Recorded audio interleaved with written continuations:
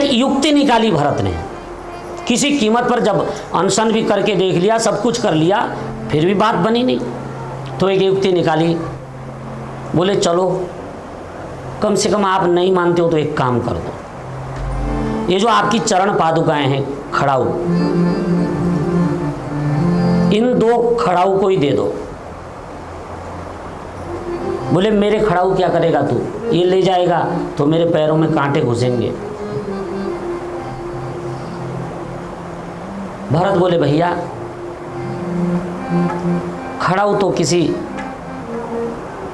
से बना लेना, किसी को कह देना वो बना देगा, जंगल में खड़ाऊ बहुत मिलते हैं लकड़ी के, लेकिन मुझे आपके चरणों के 2 खड़ाऊ ये चाहिए। और उन खड़ाऊओं को लेकर के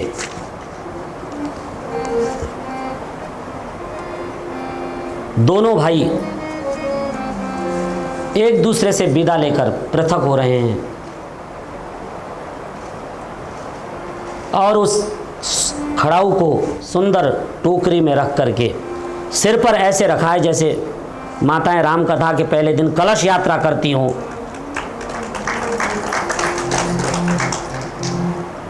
चलने लगे, जैसे 10 कदम चले तो प्रभु राम ने भरत को आवाज लगाई, भैया भरत सुन एक बार। जी महाराज क्या आज्ञा है।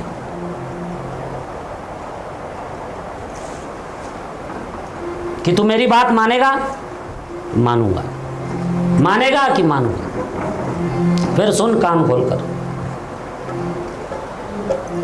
परस्त्री मातेव क्वचिदपि न लोभ परधने रिपौ शौर्यं धैर्यं विपदि विनय संपदि सदा न मर्यादा भंगः क्वचिदपि न नीचे स्वभिरुचिः यं चाज्ञास्ति मे भरत नितरां पालय प्रजां। हे भरत, ये मेरा आदेश है, ये मेरी आज्ञा है, इसका तू पालन करना।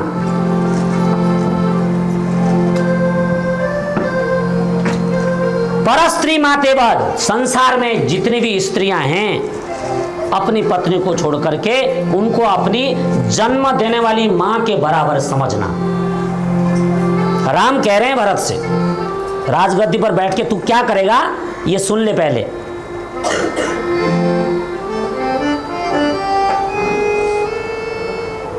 दूसरे की माताओं को अपने मां के बराबर समझना, स्त्रियों को, और बहनों को बहन के बराबर समझना। और कभी भी लोभ लालच मत करना धन का। जब राजा लोभी होगा तो प्रजा में बहुत दुख का उपस्थित होगा।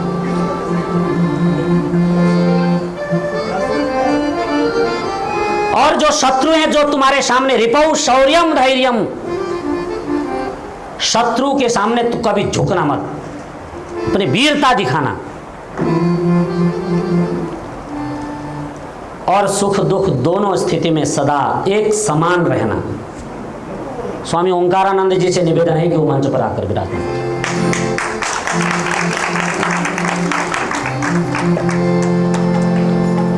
न मर्यादा भंग, अपनी मर्यादा को भंग मत करना, अपनी मर्यादा में रहना। हमारे यशस्वी मंत्री जी और यशस्वी प्रधान जी आए हैं, आपको कुर्सी दे दें, आगे बैठ जाएं। मर्यादा को भंग मत करना और कभी भी निकृष्ट कार्यों में रुचि मत लेना, कोई व्यसन मत करना।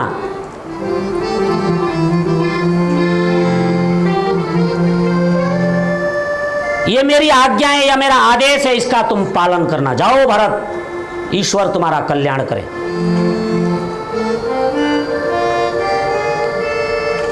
दुनिया के लोगों, अधिरोहार्य पादाभ्याम पादुके हेमभूषिते एते हि सर्वलोकस्य योगक्षेमं विधास्यतः। श्लोक वाल्मीकि रामायण का।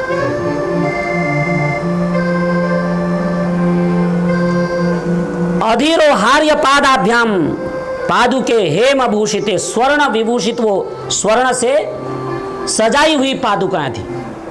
शायद अयोध्या से ही जब चीर वस्त्र धारण किया उस समय खड़ाऊ भी लगता है, जंगल में तो सोना था नहीं।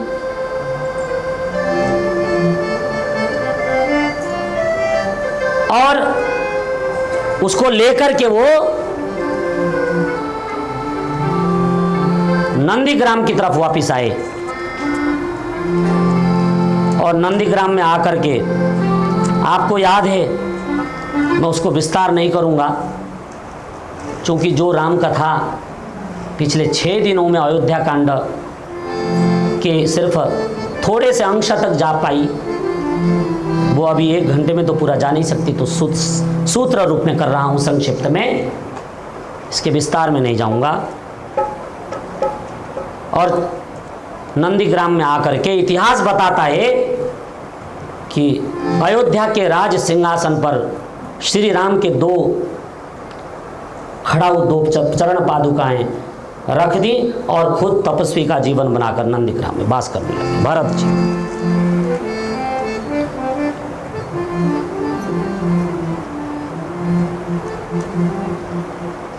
ये स्वामी जी महाराज के लिए, हाँ स्वामी जी को पहना दे माला मिश्र जी। कोई बात नहीं, स्वामी जैसा चारों आश्रमों में जो सर्वश्रेष्ठ आश्रम है सन्यास आश्रम, स्वामी जी महाराज उसके राजा हैं, सन्यास हैं। सन्यासी का जो स्थान है सबसे ऊंचा है हमारे देश में। स्वामी जी महाराज शिमला से इस कथा के लिए पधारे, उनका धन्यवाद है। इतिहास बताता है कि इस देश में 14 वर्ष तक गद्दी पर खड़ाऊ बैठे, खड़ाऊ ने राज किया और जितनी शांति उस समय थी त्रेता युग में, उतनी शांति फिर अन्य किसी युग में नहीं हुई।